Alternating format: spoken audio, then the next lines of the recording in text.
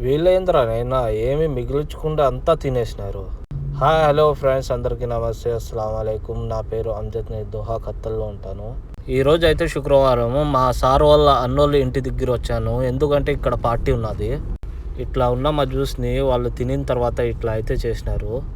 ముందు నుంచి అయితే వీడియో తీసుకోలేదు, ఎందుకంటే మా సార్కి అయితే పర్మిషన్ అడిగినాను. మా సార్ వచ్చేసి వద్దు, తీసుకోవద్దు, అందుకోసమే నేను వీడియో తీసుకోలేదు. ఏంద్రా నువ్వు సోది చెప్తా అన్నావు అనుకుంటున్నారు. ఇది వచ్చేసి వంటలు మజ్బూస్, అదే మండి.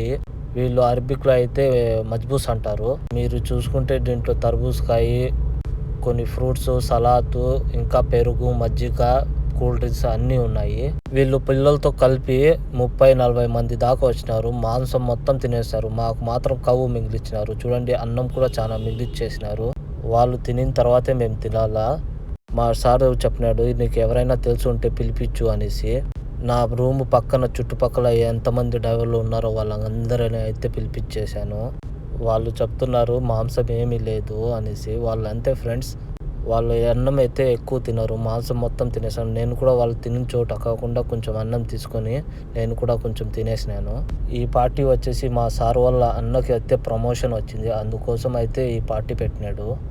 ప్లీజ్ ఫ్రెండ్స్, ఈ వీడియో నచ్చితే లైక్ చేసి సబ్స్క్రైబ్ చేసుకోండి. చాలామంది చూస్తున్నారు కానీ సబ్స్క్రైబ్ మాత్రం చేసుకోవడం లేదు. ప్లీజ్ కొంచెం సపోర్ట్ అయితే చేయండి.